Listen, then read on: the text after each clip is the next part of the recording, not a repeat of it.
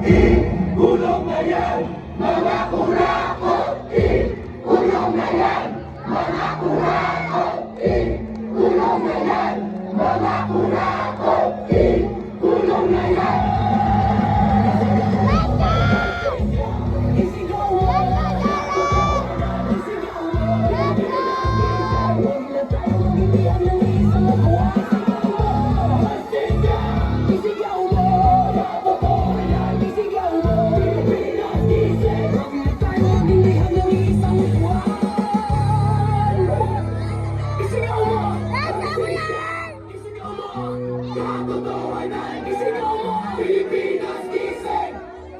Huwag na tayo maging bihag ng iisang upuan.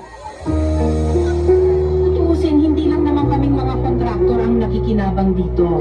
Marami din sa inyo, mga politiko, ang nagpapataba ng bulsa sa pangungurakot. Kawawa po talaga ang mga mamamayang Pilipino kasi ninanakaw lang natin ang kaban ng bayan.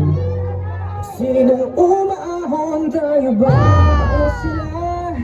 Hindi nila habang nakalubog ka ba sa labang kabasa? Pinaghirap ko mga bayan, binubunto nila pagpapangako yun.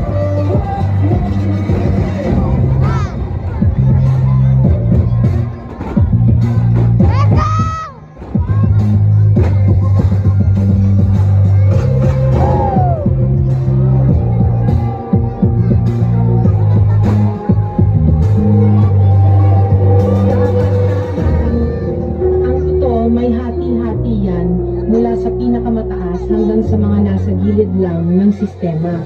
Sa pagtuloy ng pag-ibig sa Senado, at di umano, kinurakot na proyekto ng gobyerno.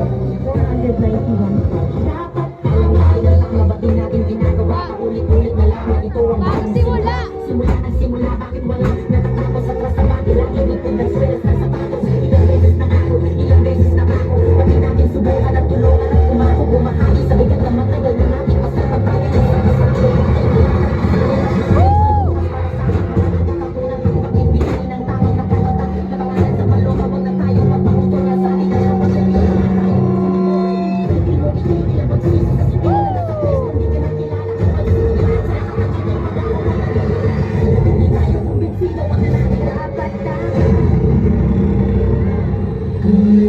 Huwag ninyong ipakita sa publiko na malinis kayo dahil sa bawat proyekto may kapalit na porsyento para sa inyong mga opisina.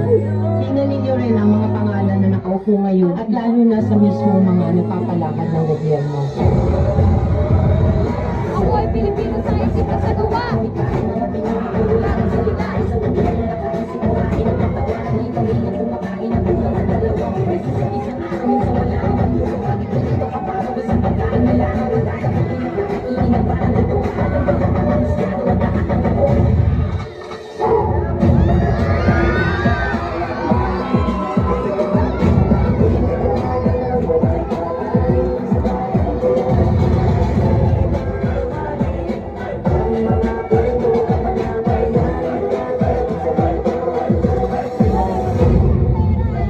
Noong isang taon pa na isiwala na may mga mali-mali na pera, code name basura, na i-deliver dahil sa ibang mga politiko.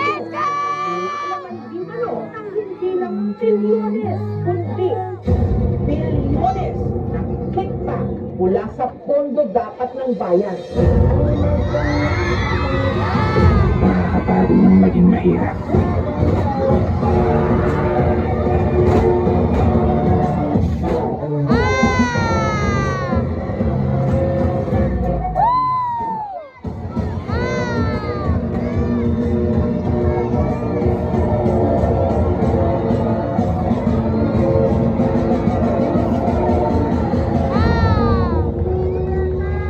Pera ng taumbayan, pero tayo ang nakikinabang. Hindi ba tayo nahiya? Ang mga mahihirap mas lalong naghihirap. Kaya tama na ang pangungurakot natin. Wala